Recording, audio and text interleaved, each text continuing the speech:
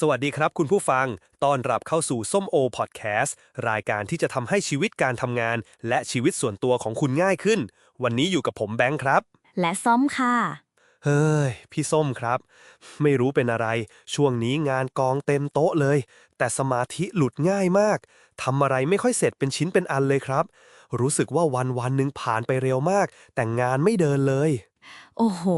อาการแบบนี้ส้มว่าเป็นกันหลายคนเลยค่ะ โดยเฉพาะในยุคที่มีสิ่งรบกวนเยอะแบบนี้ แต่วันนี้ส้มมีเทคนิคดีๆมาแนะนำค่ะ รับรองว่าเอาไปใช้แล้วจะช่วยให้แบงค์โฟกัสกับงานได้ดีขึ้นแน่นอน เทคนิคนี้เรียกว่าเทคนิคโพโมโดโรค่ะ โพโมโดโรชื่อเหมือนอาหารอิตาเลียนเลยครับพี่ส้มมันคืออะไรเหรอครับใช่เลยค่ะ เพราะว่า Pomodoro ภาษาอิตาลีแปลว่ามะเขือเทศค่ะ ที่มาของชื่อก็ง่ายๆเลย เพราะผู้คิดค้นเทคนิคนี้ที่ชื่อว่า Francesco Cirillo เขาใช้นาฬิกาจับเวลาในครัวที่เป็นรูปมะเขือเทศในการจับเวลาตอนอ่านหนังสือสมัยเรียนค่ะ โอ้โห มาจากเรื่องใกล้ตัวมากๆเลยนะครับ แล้วหลักการของมันคืออะไรครับ หลักการของมันเรียบง่ายแต่ทรงพลังมากค่ะ คือการแบ่งเวลาทำงานออกเป็นช่วงสั้นๆ โดยทำงาน 25 นาที แล้วพัก 5 นาที เราจะเรียก 1 รอบ ทำงาน 25 บวกพัก 5 นี้ว่า 1 โพโมโดโรค่ะ ฟังดูน่าสนใจแล้วไม่ยากเลยครับ แล้วถ้าจะเริ่มทำ เราต้องทำยังไงบ้างครับ มีขั้นตอนชัดเจนไหม มีขั้นตอนง่ายๆ 5 ข้อเลยค่ะแบงค์ ข้อแรกเลือกงานที่สำคัญที่สุดมา1 อย่าง ข้อ 2 ตั้งนาฬิกาจับเวลาเลยค่ะ 25 นาที ข้อ 3 ลงมือทำงานชิ้นนั้นอย่างเดียว ห้ามวอกแวกเด็ดขาด ปิดโซเชียล ปิดแจ้งเตือน แล้วโฟกัสเต็มที่จนครบ 25 นาที ข้อ 4 พอครบ 25 นาทีให้หยุดทันที แล้วพัก 5 นาทีค่ะ ข้อ 5 พอครบ 4 รอบโพโมโดโรหรือประมาณ 2 ชั่วโมง ก็ให้รางวัลตัวเองด้วยการพักยาวขึ้นสัก 15-30 นาทีค่ะ โอ้โห แค่นี้เองเหรอครับ ทำไมเทคนิคง่ายๆแบบนี้ถึงได้ผลดีจังเลยล่ะครับ เพราะมันไปแก้ที่จุดสำคัญเลยค่ะแบงค์ ข้อแรกเลยคือมันช่วยลดการผัดวันประกันพรุ่ง เพราะการตั้งเป้าแค่ขอโฟกัส 25 นาที มันรู้สึกง่ายกว่าการตั้งเป้าว่าจะทำงานใหญ่ๆให้เสร็จ ทำให้เราเริ่มต้นได้ง่ายขึ้น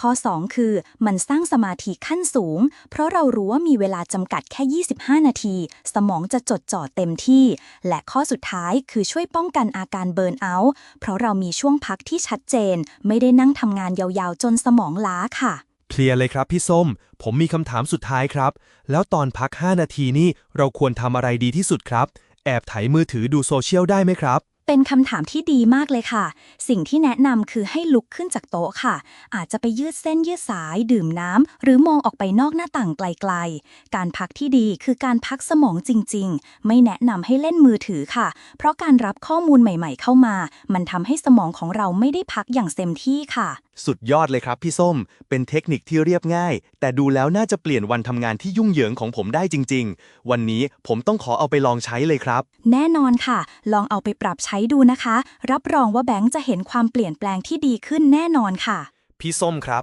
หลังจากที่เราคุยเรื่องเทคนิค Pomodoro หรือเทคนิคมะเขือเทศ 25:5 ไปในตอนที่แล้ว ผมบอกเลยว่าผมเอาไปลองใช้ทันทีเลยครับ เป็นยังไงบ้างคะแบงค์ ได้ผลดีไหม ได้ผลดีมากครับ โดยเฉพาะกับงานเอกสาร งานตอบอีเมลที่ผมไม่อยากทำ มันทำให้ผมเริ่มต้นได้ง่ายขึ้นจริงๆ แต่ผมก็เจอปัญหาเหมือนกันครับพี่ส้ม พอผมลองเอาไปใช้กับงานที่ต้องใช้ความคิดสร้างสรรค์เยอะๆ อย่างการเขียนสคริปต์หรือการคิดคอนเทนต์ใหม่ๆ กลายเป็นว่าพอสมองกำลังแล่นๆ เสียงนาฬิกาดังปุ๊บ ไอเดียหายหมดเลยครับ รู้สึกเหมือนถูกขัดจังหวะสำคัญ ไปเลยสงสัยว่าจริงๆ แล้วเทคนิคนี้มันเหมาะกับทุกงานจริงหรือเปล่าครับ เป็นคำถามที่ยอดเยี่ยมมากเลยค่ะแบงค์ และเป็นสิ่งที่หลายคนเข้าใจผิดเกี่ยวกับเทคนิค Pomodoro ความเชื่อที่ว่าคุณต้องยึดติดกับกฎ 25:5 อย่างเคร่งครัดสำหรับทุกอย่าง คือความเข้าใจที่จำกัดพลังของเทคนิคนี้ไปอย่างน่าเสียดาย อ้าวเหรอครับ ใช่ค่ะ ความจริงก็คือ Pomodoro ไม่ใช่กรอบที่แข็งทื่อ แต่เป็นกรอบความคิดที่ยืดหยุ่นได้ต่างหาก วันนี้เราจะมาเจาะลึกกันค่ะ ว่าจะปรับเทคนิคนี้ให้กลายเป็นเครื่องมือที่เหมาะสมกับงานแต่ละประเภทได้อย่างไร เพื่อให้เราทำงานน้อยลง แต่ได้ผลลัพธ์มากขึ้นอย่างแท้จริง ประเด็นแรกที่เราต้องแยกให้ออก คือความแตกต่างระหว่างงานคิดสร้างสรรค์กับงานธุรการค่ะ คนที่ทำงานแบบไร้ทิศทางจะพยายามใช้เครื่องมือเดียวจัดการกับงานทุกประเภท แต่คนที่มีประสิทธิภาพจะรู้จักเลือกใช้เครื่องมือที่เหมาะสมกับลักษณะของงานนั้นๆค่ะ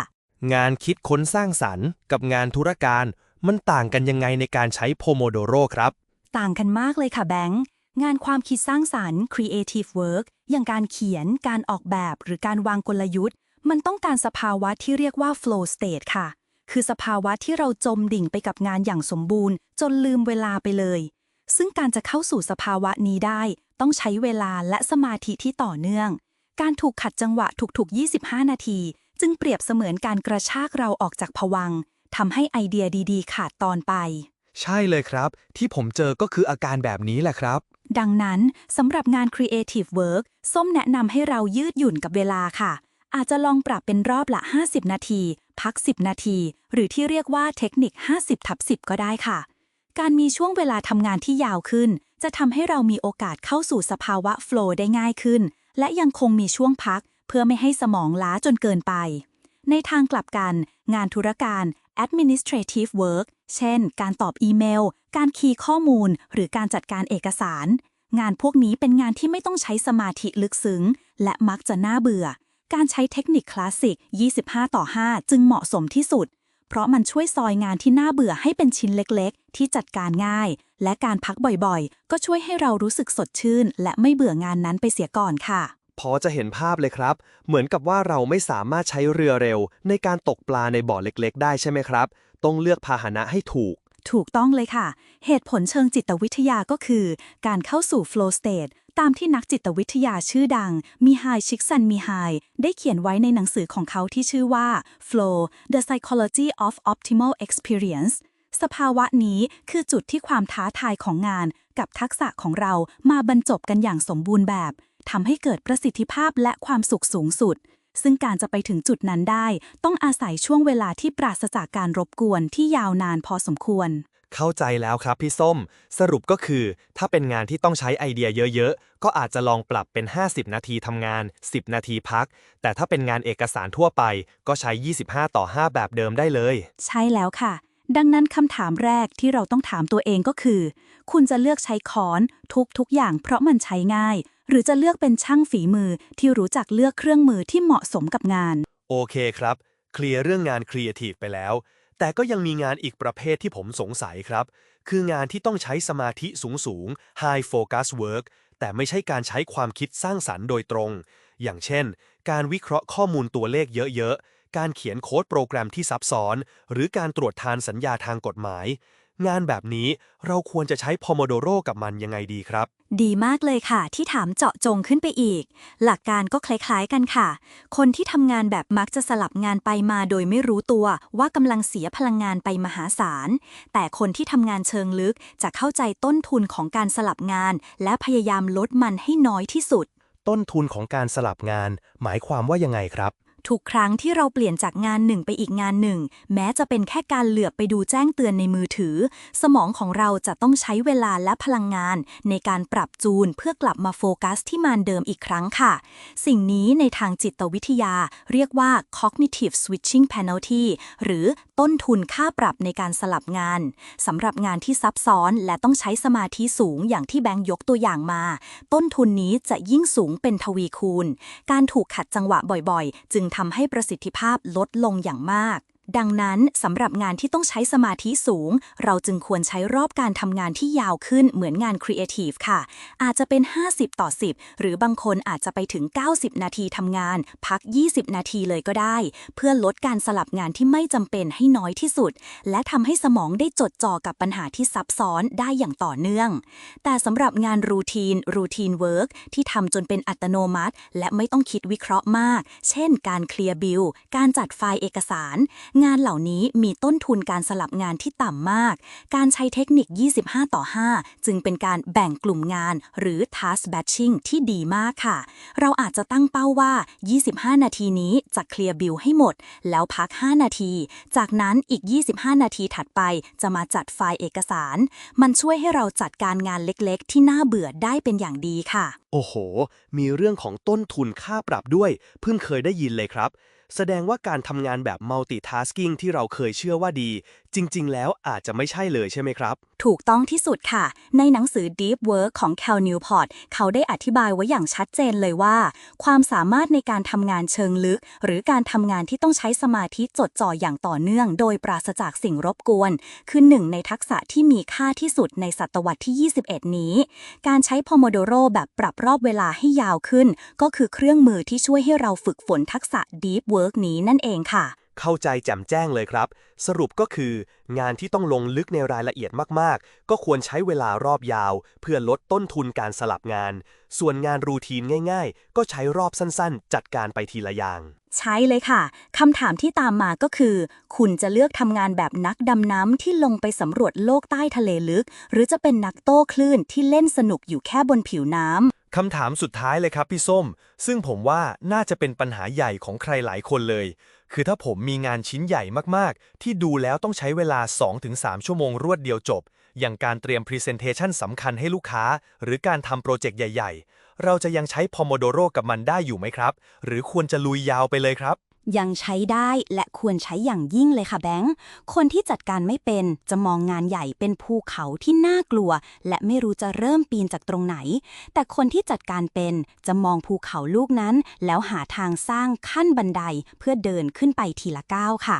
สร้างขั้นบันไดหมายความว่ายังไงครับ หมายถึงการแบ่งโปรเจกต์ใหญ่ออกเป็นงานย่อยๆ ซับทาสที่ชัดเจนและจัดการได้ค่ะ เตรียมพรีเซนต์ไม่ใช่งาน แต่มันคือโปรเจกต์ งานที่แท้จริงคืออะไรบ้างล่ะคะ อาจจะเป็น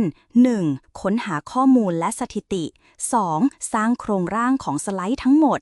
3. ออกแบบสไลด์หน้า 1-10 4. ออกแบบสไลด์หน้า 11-20 5. เขียนสคริปต์ที่จะพูด 6. ซ้อมพูดจับเวลา เห็นไหมคะว่ามันชัดเจนขึ้นเยอะเลย พอแบ่งแบบนี้แล้วรู้สึกว่ามันทำได้จริง ไม่น่ากลัวเหมือนตอนแรก จากนั้นขั้นตอนที่ 2 คือ ประเมินว่าแต่ละงานย่อยต้องใช้กี่โพโมโดโร เช่น ค้นหาข้อมูลอาจจะใช้2โพโมโดโร50 นาที สร้างโครงร่างใช้1โพโมโดโร25 นาทีแบบนี้เป็นต้นค่ะ และสุดท้ายคือ ลงมือทำไปทีละขั้นบันได โดยใช้โพโมโดโรเป็นตัวจับจังหวะ เราอาจจะสร้างเป็นเซสชั่นการทำงานไปเลยว่า ช่วงเช้านี้ฉันจะทำ3โพโมโดโรยาวๆ เพื่อจัดการเรื่องข้อมูลและโครงร่างให้จบ พอทำเสร็จเราก็จะรู้สึกดีกับตัวเองว่าได้มีความคืบหน้าไปมากแล้ว สุดยอดเลยครับ นี่คือการเปลี่ยนงานที่ดูเหมือนจะทำไม่เสร็จ ให้กลายเป็นลิสต์ของชัยชนะเล็กๆ ที่เราเก็บไปได้เรื่อยๆ ถูกต้องค่ะ เหตุผลเชิงจิตวิทยาก็คือ สมองของมนุษย์เราไม่ชอบเป้าหมายที่ใหญ่และคลุมเครือ มันทำให้เรารู้สึกท่วมท้นและอยากจะผัดวันประกันพรุ่ง แต่สมองของเราจะหลั่งสารแห่งความสุข หรือโดพามีนออกมา ทุกครั้งที่เราทำงานเล็กๆ ชิ้นหนึ่งสำเร็จ การซอยงานใหญ่ให้เป็นโพโมโดโรย่อยๆ จึงเป็นการแฮกสมองให้รู้สึกดี และมีแรงจูงใจที่จะทำต่อไปเรื่อยๆ ค่ะ แนวคิดนี้สอดคล้องกับหลักการ next action จากหนังสือ Getting Things Done GTD ของเดวิดอัลเลนที่บอกว่าหัวใจของการจัดการคือการทำให้ทุกอย่างชัดเจนว่าขั้นตอนต่อไปที่ต้องทำคืออะไร วันนี้ผมได้ปลดล็อกวิธีการใช้โพโมโดโรไปอีกระดับเลยครับ จากที่เคยคิดว่าเป็นแค่กฎ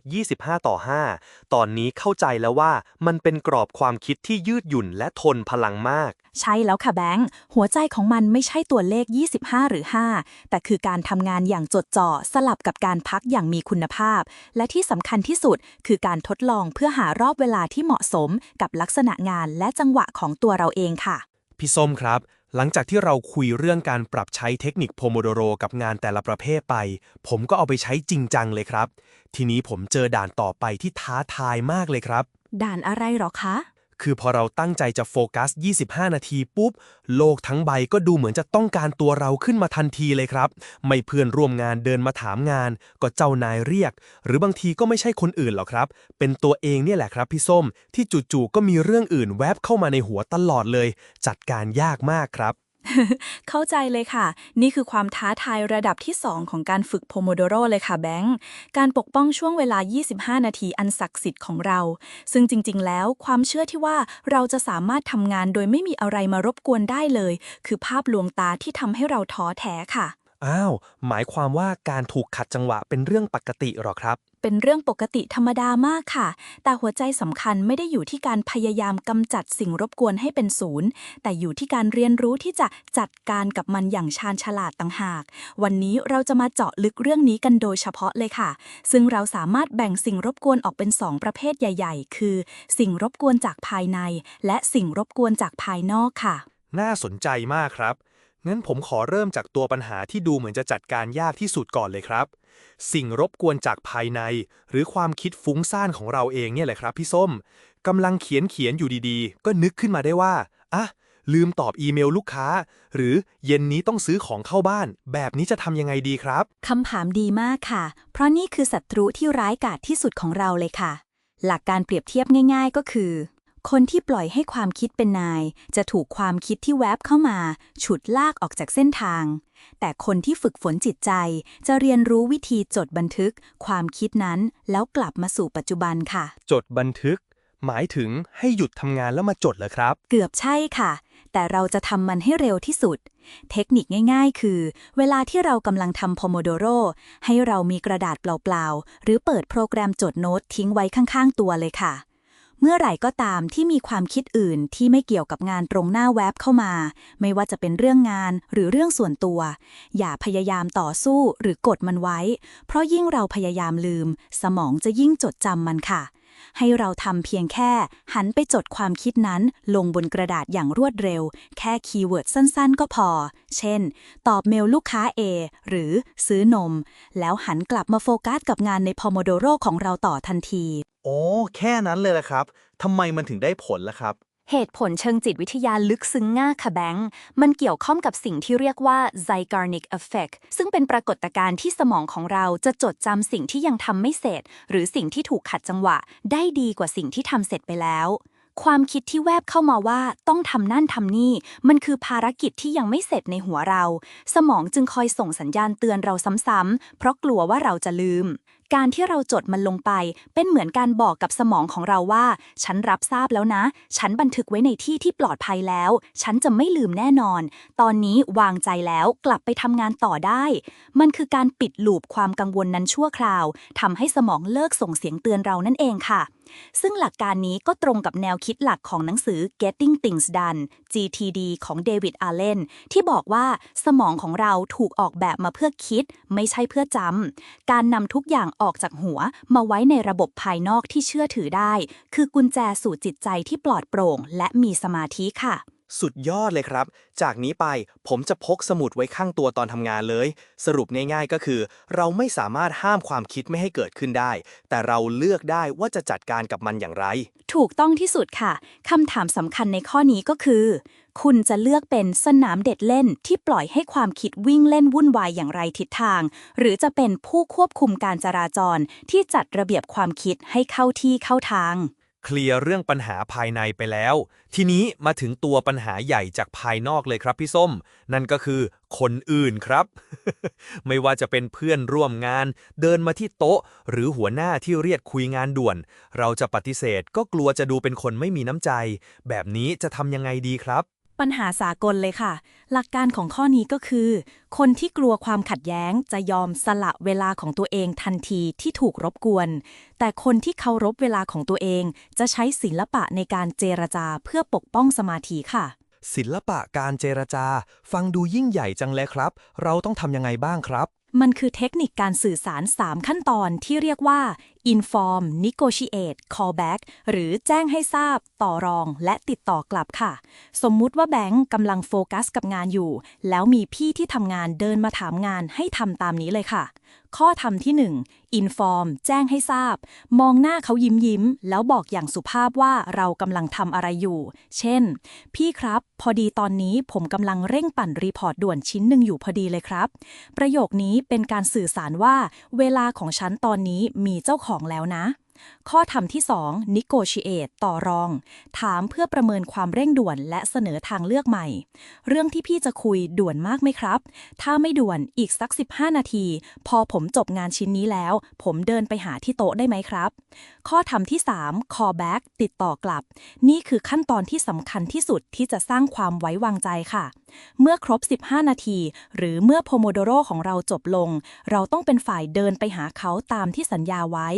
การทำแบบนี้จะทำให้เขารู้สึกว่าเราให้เกียรติเขาและไม่ได้พยายามบ่ายเบี่ยง แต่เราแค่กำลังจัดลำดับความสำคัญของงานเท่านั้นเองค่ะ เป็นเทคนิคที่ดีมากเลยครับ มันไม่ใช่การปฏิเสธแบบแข็งๆ แต่เป็นการขอเลื่อนเวลาแทน ทำให้เรารักษาน้ำใจเพื่อนร่วมงานได้ด้วย ใช่ค่ะ เหตุผลเชิงจิตวิทยาก็คือเทคนิคนี้มันช่วยลดความรู้สึกของการถูกปฏิเสธของอีกฝ่าย และในขณะเดียวกันก็เป็นการประกาศขอบเขตเวลาของเราอย่างนุ่มนวล มันแสดงให้เห็นว่าเราเคารพทั้งงานของเราและเคารพเพื่อนร่วมงานด้วย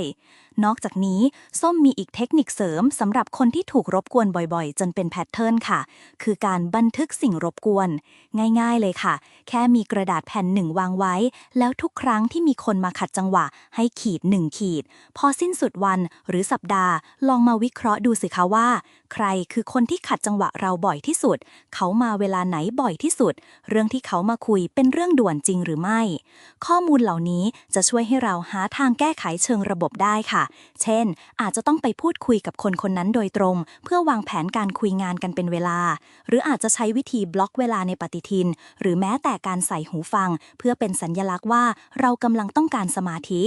แนวคิดเรื่องการปกป้องเวลานี้ก็สอดคล้องกับอุปนิสัยที่ 3 ในหนังสือ The 7 Habits of Highly Effective People ของ Stephen Covey ที่ว่า Put first things first หรือทำสิ่งที่สำคัญก่อน การปกป้องไม่ให้เรื่องด่วนของคนอื่นมาทำลายเรื่องสำคัญของเรา คือหัวใจของการบริหารเวลาที่มีประสิทธิภาพค่ะ สุดยอดมากครับ ทำให้รู้เลยว่าการปกป้องสมาธิไม่ใช่เรื่องของความเห็นแก่ตัว แต่เป็นทักษะการจัดการที่เราฝึกฝนได้ แน่นอนค่ะ คำถามสำหรับข้อนี้ก็คือ คุณจะเลือกเป็นประตูที่เปิดให้ทุกคนเดินเข้าออกได้ตามใจ หรือจะเป็นประตูล็อกอัตโนมัติ ที่คุณเป็นคนเดียวที่ถือกุญแจ และตัดสินใจว่าจะเปิดเมื่อไหร่ วันนี้กระจ่างแจ้งครบทุกมิติเลยครับพี่ส้ม ตั้งแต่การจัดการเสียงในหัวตัวเอง ไปจนถึงการเจรจากับคนรอบข้าง ผมเชื่อว่าคุณผู้ฟังน่าจะได้เทคนิคดีๆ ไปปรับใช้เพื่อปกป้องช่วงเวลาโพโมโดโรของตัวเองกันแล้วนะครับ ใช่แล้วค่ะแบงค์ การจัดการสิ่งรบกวนคือจิ๊กซอว์ชิ้นสุดท้ายที่จะทำให้เทคนิคโพโมโดโรของเราสมบูรณ์และทงพลังอย่างแท้จริง มันคือการแสดงความเคารพต่อเวลาและสมาธิของเราเอง ซึ่งเป็นทรัพย์สินที่มีค่าที่สุดในการทำงานยุคนี้ค่ะ ขอบคุณพี่ส้มมากครับสำหรับเคล็ดลับดีๆครับพี่ส้มครับ หลังจากที่เราคุยกันไปหลายตอนเกี่ยวกับเทคนิคพอโมโดโรตอนนี้ผมค่อนข้างจะเชี่ยวชาญเรื่องการทำงาน 25 นาทีรวดแล้วนะครับ รู้สึกว่าโฟกัสได้ดีขึ้นจริงๆ แต่ผมดันมาเจอปัญหาใหม่ครับ คือผมไม่แน่ใจว่าผมพักถูกวิธีหรือเปล่า พอเสียงนาฬิกาดังปุ๊บ ผมก็หยิบมือถือขึ้นมาไถฟีดโซเชียลทันทีเลยครับ กะว่าพักสมอง 5 นาที พอกลับมาทำงานอีกที กลายเป็นว่ารู้สึกสมองมันล้ากว่าเดิมอีกครับพี่ส้ม แบงค์ไม่ได้เจออยู่คนเดียวแน่นอนค่ะ นี่คือกับดักที่คนใช้เทคนิคพอโมโดโรส่วนใหญ่ตกลงไปเลยค่ะ เรามักจะถูกสอนให้เชื่อว่าการพักผ่อนคือการหยุดทำงาน แต่ความจริงที่คนส่วนใหญ่มองข้ามไปก็คือ การหยุดทำงานกับการพักผ่อนอย่างมีคุณภาพนั้น เป็นคนละเรื่องกันโดยสิ้นเชิงค่ะ เป็นคนละเรื่องกันเลยเหรอครับ ใช่ค่ะ การหยุดทำงานแต่กลับไปรับสิ่งกระตุ้นใหม่ๆเข้ามา มันไม่ใช่การพัก แต่คือการเปลี่ยนรูปแบบความเหนื่อยล้าเท่านั้นเองค่ะ วันนี้เราจะมาเจาะลึกกันถึงศิลปะของการพักผ่อน ทั้งการพักสั้น 5 นาที และการพักยาว 15-30 นาที ว่าเราควรจะทำอะไร และหลีกเลี่ยงอะไร เพื่อให้การพักทุกครั้งเป็นการชาร์จพลังให้สมองอย่างแท้จริงค่ะ มาเริ่มกันที่จุดที่คนพลาดกันเยอะที่สุดก่อนเลยค่ะ นั่นคือช่วงพักสั้น 5 นาที หลักการเปรียบเทียบง่ายๆก็คือ คนที่ทำงานจนหมดไฟ ใช้ช่วงพัก 5 นาทีไปกับสิ่งกระตุ้นราคาถูก แต่คนที่มีประสิทธิภาพสูงสุด ใช้ช่วงพัก 5 นาที เพื่อตัดการเชื่อมต่อจากหน้าจอโดยสมบูรณ์ค่ะ คำว่าสิ่งกระตุ้นราคาถูกนี่หมายถึงอะไรครับพี่ส้ม ฟังดูน่ากลัวจัง มันก็คือสิ่งที่เราทำกันบ่อยๆนี่แหละค่ะแบงค์การไถฟีดโซเชียลมีเดียการเช็คอีเมลหรือการอ่านข่าวออนไลน์สิ่งเหล่านี้ดูเหมือนการพักแต่จริงๆแล้วมันกำลังบังคับให้สมองของเราต้องประมวลผลข้อมูลใหม่ๆที่มีความซับซ้อนและกระตุ้นอารมณ์สมองของเราไม่ได้พักเลยแม้แต่น้อยในทางกลับกันการพักที่มีคุณภาพคือการทำกิจกรรมที่ตรงกันข้ามโดยสิ้นเชิงคือการตัดการเชื่อมต่อจากโลกดิจิทัลและหันกลับมาอยู่กับร่างกายและโลกทางกายภาพของเราค่ะแล้วเราควรทำอะไรดีที่สุดครับใน5 นาทีนั้นให้มันรู้สึกสดชื่นจริงๆกิจกรรมที่ดีที่สุดคือสิ่งที่เรียบง่ายและไม่ต้องใช้ความคิดซับซ้อนเลยค่ะเช่นลุกขึ้นแล้วยืดเส้นยืดสายแค่บิดขี้เกียจหมุนคอหมุนแขนก็ช่วยให้เลือดไหลเวียนดีขึ้นแล้วค่ะเดินไปดื่มน้ำการดื่มน้ำช่วยให้สมองสดชื่นและการลุกเดินก็เป็นการเปลี่ยนอิริยาบถที่ดีมองออกไปนอกหน้าต่างไกลๆข้อนี้สำคัญมากสำหรับคนทำงานหน้าคอมค่ะมันคือการพักสายตาตามหลัก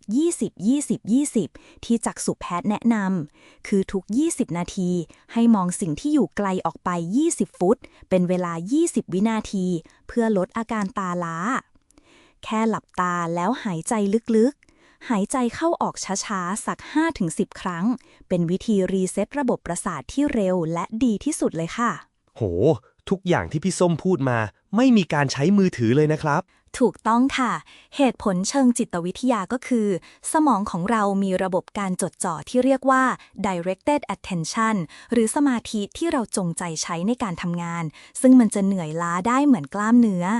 การพักที่มีคุณภาพตามหลัก attention restoration theory หรือทฤษฎีการฟื้นฟูสมาธิกล่าวว่าเราจะฟื้นฟูสมาธิส่วนนี้ได้ดีที่สุดเมื่อเราได้สัมผัสกับธรรมชาติหรือทำกิจกรรมที่ไม่ต้องใช้ความพยายามในการจดจ่อการมองต้นไม้ใบหญ้าหรือการปล่อยใจให้ว่างๆจึงเป็นการชาร์จพลังสมาธิที่ดีกว่าการดูหน้าจอซึ่งยังคงต้องใช้สมาธิในการประมวลผลอยู่ดีค่ะเข้าใจแจ่มแจ้งเลยครับสรุปก็คือช่วงพัก5 นาทีมีไว้ให้ร่างกายและสายตาได้พักไม่ใช่ให้สมองรับข้อมูลเพิ่มแม่นยำที่สุดค่ะคำถามสำหรับข้อนี้ก็คือคุณจะเลือกใช้เวลาพัก5 นาทีเพื่อเติมขยะเข้าสู่สมองหรือจะใช้มันเพื่อเคลียร์พื้นที่ว่างให้สมองได้หายใจโอเคครับการพักสั้น5 นาทีผมเคลียร์แล้วทีนี้มาถึงการพักยาว 15-30 นาทีหลังจากที่เราทำครบ4 Pomodoros แล้วแบบนี้เราพอจะเล่นมือถือได้หรือยังครับ ยังก่อนค่ะแบงค์การพักยาวมีความสำคัญยิ่งกว่าการพักสั้นอีกนะคะหลักการของมันก็คือคนที่มองไม่เห็นภาพรวมจะใช้ช่วงพักยาวเพื่อทำธุระเล็กๆน้อยๆแต่คนที่มองการไกลจะใช้ช่วงพักยาวเพื่อรีเซ็ตระบบร่างกายและจิตใจอย่างสมบูรณ์ค่ะหมายความว่ายังไงครับการทำธุระเล็กๆน้อยๆอย่างการตอบไลน์หรือเช็คอีเมลก็ไม่ควรหรอครับไม่ควรอย่างยิ่งเลยค่ะเพราะการกระทำเหล่านั้นทำให้จิตใจของเรายังคงวนเวียนอยู่กับโหมดทำงานมันป้องกันไม่ให้เกิดสิ่งที่สำคัญที่สุดในการพักผ่อนนั่นคือการตัดขาดทางจิตวิทยาออกจากงาน psychological detachment from workงานวิจัยด้านการฟื้นฟูพลังจากการทำงานพบว่าพนักงานที่จะมีความสุขและมีประสิทธิภาพในระยะยาวคือคนที่สามารถถอดปลั๊กตัวเองออกจากเรื่องงานได้อย่างสิ้นเชิงในช่วงพักการเช็คอีเมลหรือคุยเรื่องงานกับเพื่อนร่วมงานทำให้สมองของเรายังคงอยู่ในสถานะเตรียมพร้อมและไม่ได้พักฟื้นอย่างเต็มที่แล้วแบบนี้กิจกรรมที่เหมาะสมกับการพักยาว 15-30 นาทีควรจะเป็นอะไรครับควรจะเป็นกิจกรรมที่ช่วยให้เราได้รีเซ็ตตัวเองอย่างแท้จริงค่ะเช่นเดินเล่นระยะสั้นถ้าเป็นไปได้ลองออกไปเดินเล่นข้างนอกอาคารสัก 10-15 นาทีการสัมผัสอากาศธรรมชาติช่วยได้มากทำสมาธิเป็นการลงทุน15 นาทีที่คุ้มค่ามากช่วยให้จิตใจสงบและกลับมาเฉียบคมอีกครั้งงีบหลับสั้นๆ power nap ถ้าง่วงจริงๆการงีบสัก 15-20 นาทีจะช่วยเพิ่มพลังได้อย่างมหาศาลฟังเพลงโปรดใส่หูฟังแล้วฟังเพลงที่ชอบสัก 2-3 เพลงโดยไม่ทำอย่างอื่นไปด้วยเป็นการพักผ่อนทางอารมณ์ที่ดีเยี่ยมคุยเล่นเรื่องไร้สาระ คุยกับเพื่อนร่วมงานในเรื่องที่ไม่เกี่ยวกับงานเลย เช่น เรื่องหนัง เรื่องแมว หรือแผนวันหยุดสุดสัปดาห์ สังเกตว่าทุกกิจกรรมที่พี่ส้มแนะนำมา มันดูเหมือนเป็นการไม่ทำอะไรที่เป็นประโยชน์เลยนะครับ ถูกต้องค่ะ และนั่นคือหัวใจของมัน เพราะในทางประสาทวิทยา การพักแบบนี้จะช่วยให้สมองของเราสลับไปสู่โหมดที่เรียกว่า diffuse mode หรือโหมดการคิดแบบกระจาย ซึ่งนักวิทยาศาสตร์อย่างบาบาร่าโอคลีย์ผู้เขียนหนังสือ A Mind for Numbers ได้อธิบายว่ามันเป็นสภาวะที่สมองของเราจะได้เชื่อมโยงข้อมูลต่างๆในเบื้องหลังอย่างอิสระ ซึ่งจำเป็นมากต่อการเกิดความคิดสร้างสรรค์และวิธีแก้ปัญหาใหม่ๆ การที่เราทำงานจดจ่อมากๆ เปรียบเสมือนการใช้ไฟฉายส่องไปที่จุดเดียว แต่การพักแบบ diffuse mode คือการเปิดไฟทั้งห้องให้สว่างขึ้น ทำให้เรามองเห็นภาพรวมและความเชื่อมโยงที่ไม่เคยเห็นมาก่อนค่ะ เข้าใจแล้วครับ แสดงว่าการพักยาวไม่ใช่แค่การพักที่นานขึ้น แต่มีวัตถุประสงค์ที่ต่างออกไปเลย คือเพื่อให้สมองได้รีเซ็ตและจัดระเบียบข้อมูลใหม่ ใช่เลยค่ะ มันคือการกดปุ่ม Restart เชิงกลยุทธ์ เพื่อให้เรากลับมาทำงานในเซสชั่นต่อไปได้อย่างสดใหม่ และมีมุมมองที่กว้างขึ้น ดังนั้นคำถามสุดท้ายที่อยากจะฝากไว้ก็คือ คุณจะเลือกใช้ช่วงพักยาวเป็นแค่จุดพักรถข้างทาง หรือจะใช้มันเป็นสถานีเติมเชื้อเพลิง และซ่อมบำรุงที่สมบูรณ์แบบ วันนี้กระจ่างแจ้งเรื่องการพักผ่อนจริงๆครับพี่ส้มทำให้ผมเข้าใจเลยว่าทำไมที่ผ่านมาผมถึงรู้สึกว่าพักแล้วยังเหนื่อยอยู่ เพราะผมพักผิดวิธีมาตลอดนี่เอง สรุปง่ายๆก็คือ พักสั้น 5 นาที ให้ร่างกายได้ขยับและสายตาได้พัก ส่วนพักยาว 15-30 นาที ให้จิตใจได้ตัดขาดจากงาน และสมองได้รีเซ็ตตัวเอง ถูกต้องที่สุดค่ะแบงค์ เวทมนต์ของเทคนิคโพโมโดโรไม่ได้อยู่ในช่วงเวลาทำงาน 25 นาทีเพียงอย่างเดียว แต่อยู่ในจังหวะที่สมดุลระหว่างการจดจ่ออย่างเข้มข้นกับการพักฟื้นอย่างชาญฉลาดต่างหากค่ะ ขอบคุณพี่ส้มมากครับสำหรับความรู้ลึกๆในวันนี้ครับ ได้ความยินดีค่ะ สำหรับคุณผู้ฟังอย่าลืมนำศิลปะการพักผ่อนนี้ไปปรับใช้กับการทำงานของตัวเองนะครับ รับรองว่าคุณจะทำงานได้อย่างมีประสิทธิภาพ และมีความสุขมากขึ้นแน่นอนสำหรับวันนี้ สวัสดีค่ะ สวัสดีครับ